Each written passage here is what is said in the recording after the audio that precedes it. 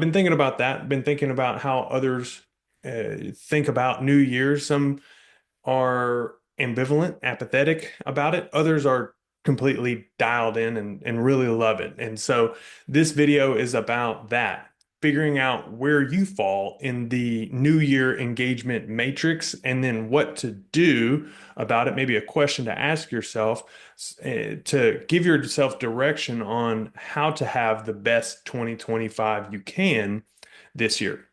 If you're new, welcome. Thank you for checking this video out. My name is Aaron Dunn. This is Done on Purpose. The content here is to encourage, enrich, and empower you to live on purpose.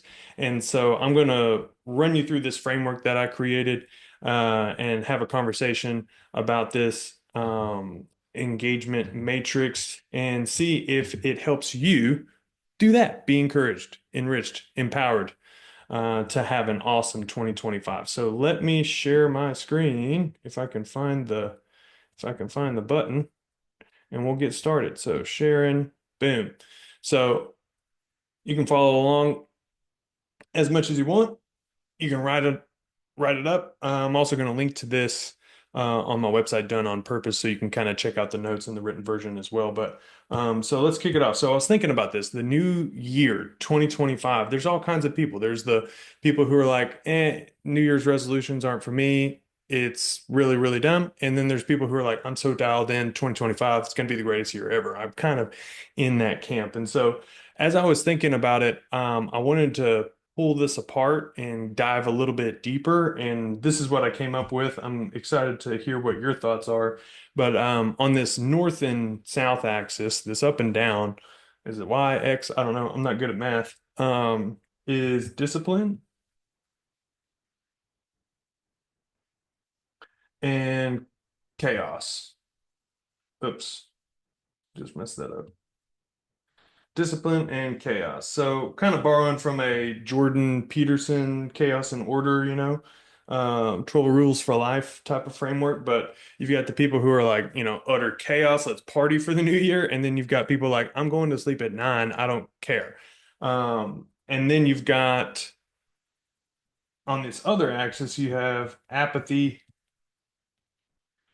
and enthusiasm. And so to me, this is kind of where this sets up the map. This sets up the layers and frames it up for me to kind of understand where people are when it comes to thinking about the new year.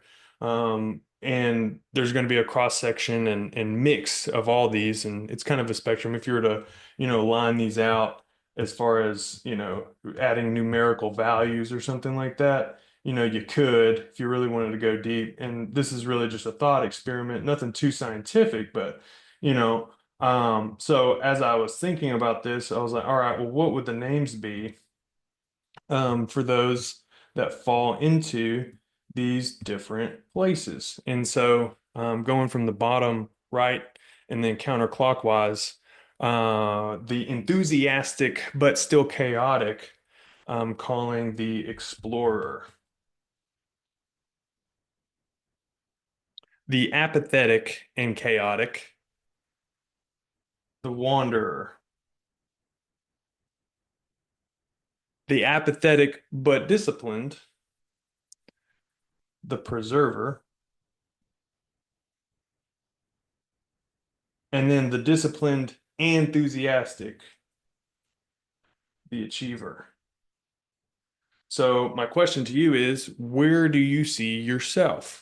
Which of these categories or, ideas most resonate with you? The preserver, the achiever, the wanderer, or the explorer?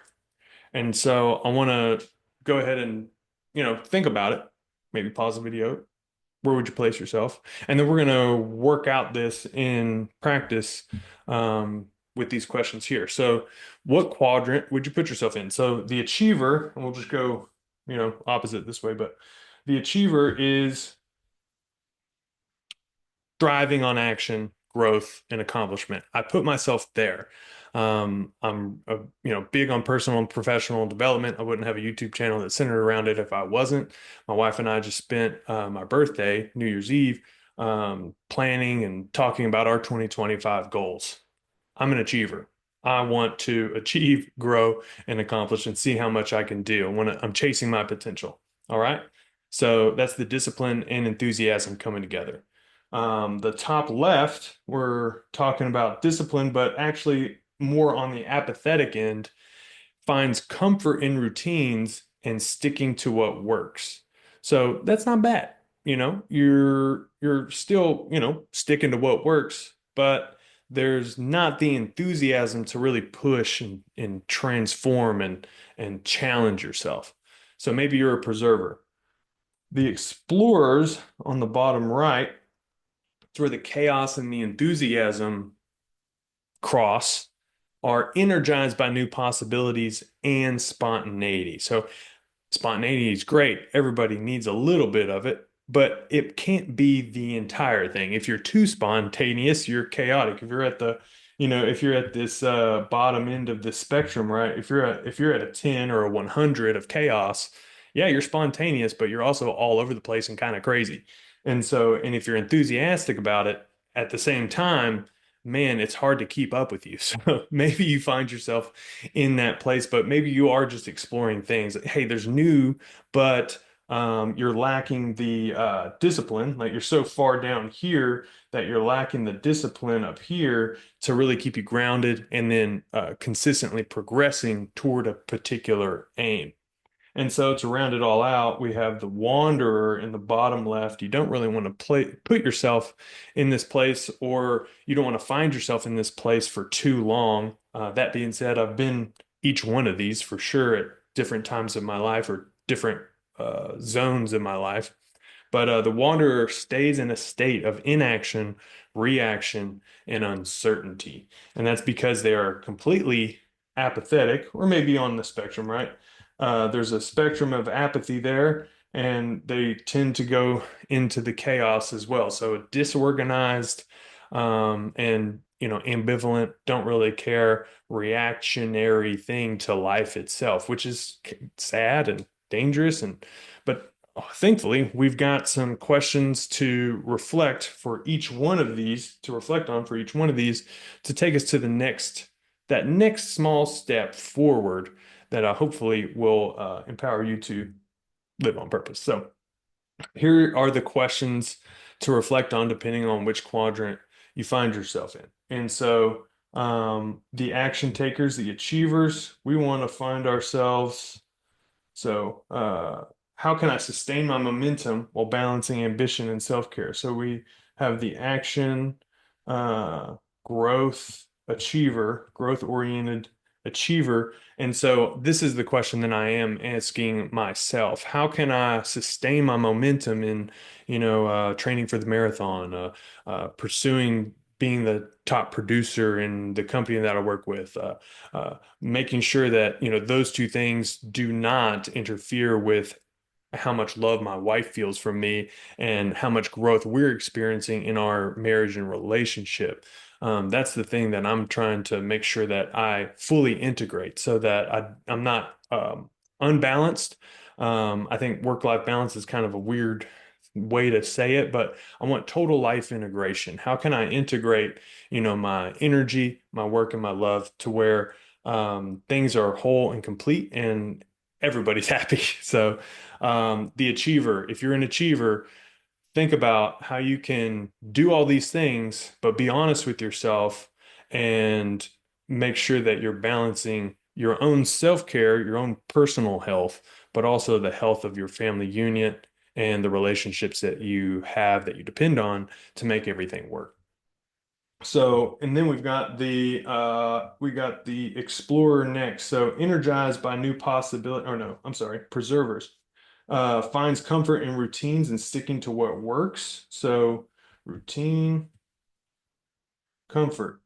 And so when I think about the preserver, I think about, hey, nothing wrong with sticking with what works, but that comfort word really concerns me because you can get comfortable, and we know that old adage that growth exists on the other side of your comfort zone. So we don't want to fall in the trap of preserving and staying safe. And because that's really what our brain wants to do. Like, hey, what can we do to just remain status quo, be safe, be average, and not push? Because as Grant Cardone says, flat lines always fall. And so there's a risk in that, even though there is success and high discipline in the routine, right? So the question to ask if you're a preserver is what small change could bring excitement or purpose to my routine? And so I do like this question. What small change could bring more excitement? How can you change things up? Add a little spontaneity, make things different, or a little bit more meaning. Maybe you've achieved so much and now it's time to consider giving back or giving back in a new way. And also, I just want to push you to this other end of the spectrum, away from apathy into enthusiasm. So the preserver, maybe you're really strong on the discipline front, but you just need a little bit more enthusiasm for something else. And so that would be my encouragement to the any preservers that are watching is to get with an achiever, somebody that you recognize as an achiever, and say, man, I need a little, I need something a little bit different. Challenge yourself in a new way. All right, so let's get to explorers. So the explorer, remember, the explorer is the enthusiastic and chaotic. And so enthusiasm, that's really nice, energized by new possibilities and spontaneity, but not always the most disciplined. And so the question to ask is, how can I channel my energy into a clear plan or goal? And so, I'm going to put this note here just so we have it, new possibilities, spontaneous. And so my thinking here is for any explorers is to focus on not 2025 as a whole, but what can you accomplish in 30, 60, 90 by the end of the day, in the next 10 minutes? What can you do? What can you stay disciplined on in short sprints so that you're moving in the direction that you have for yourself in an overarching frame, but you're not overwhelming yourself and it's something that you can sustain over time. So the explorer, enthusiasm's great. Chaos isn't all the time. So you want to harness that by going up and upping your discipline in different ways. Maybe it's, physical. There's a, psychology, physiology drives psychology, the mind brain connection. That's why I have it right here on my arm. They're connected. And so when you get your physical disciplined, you can discipline your action and your mind to do what you need to achieve what you want to achieve and reach that potential that you're searching for. So as the explorer, just up your discipline, maybe shorten the time frames and see how much you can do in a short amount of time. And then we have our wanderers, the chaotic and apathetic state of inaction, reaction. So, um, my heart goes out to you folks, you wanderers. But remember the adage, not all who wander are lost. And that is what I believe as well. So, if you find yourself in this apathetic, chaotic place, ask yourself this question. What is one small step I can take to break out from my current stagnation? Another way to say this is the number one stop and the number one start. And so I would actually say this for anyone, this whole thing, really, this whole matrix could benefit from this question, but especially those on the left side, any kind of apathy, you want to attack with the number one start and the number one stop. And, oops, what happened here? Number one stop. So if you're a wanderer or any others, but still, like, what's the number one thing that you could stop doing that would most benefit your life? I'm sure it just came to mind. and just sit with that and confront it and see what you can do. And maybe rally some support from the preservers, achievers, and explorers in your life. What is the number one thing that you could start doing that could most impact your life in a positive way? That's another thing to think about. And I think that's just a powerful question. It's all about the small things. All the small things. Because consistency is the exponentializer. So think about that. Think about what is the small thing that you could do and keep doing so that you find yourself not, if you find yourself as a wanderer, you can start moving yourself up and to the right. That's what we want in 2025. Let me know what you think. It's 2025. Are you a new person yet? You can maybe use this new year engagement matrix to achieve what you're looking to achieve. I hope this was encouraging, enriching, and empowering for you. If you want to learn more and follow along, follow me, dunonpurpose.com, or hit the subscribe, hit the like. Let me know what you think. We'll see you next time.